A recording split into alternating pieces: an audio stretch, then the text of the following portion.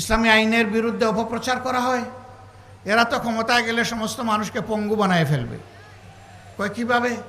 বলে যে এই দেশের মানুষ, বেশিরভাগ মানুষ জনগণের সম্পদ চুরি করে, তো বেশিরভাগ মানুষের হাত কাটা যদি যায় তাইলে তো এই সমাজটা হাত কাটা বাহিনীর সমাজ হয়ে যাবে। না,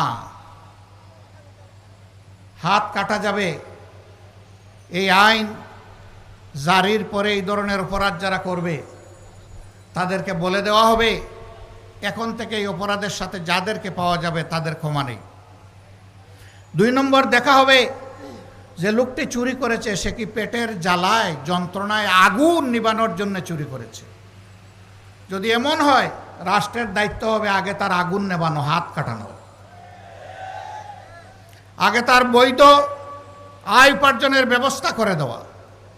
যদি সেরকম কিছু সক্ষমতা তার না থাকে তাহলে রাষ্ট্রকেই পরিবারের দায়িত্ব বহন করতে হবে।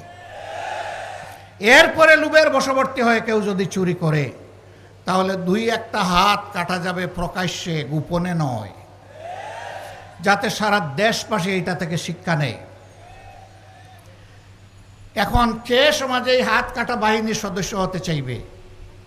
তখন পরিবারের সদস্যদেরকে বলবে চুরি করব তোমাদের জন্য, হাত কাটা যাবে আমার, আর এই হাত নিয়ে অপমানজনকভাবে আমি বেঁচে থাকব, আমার পক্ষে আজ থেকে আর চুরি করা সম্ভব নয়। জিনার শাস্তি সঙ্গে সার।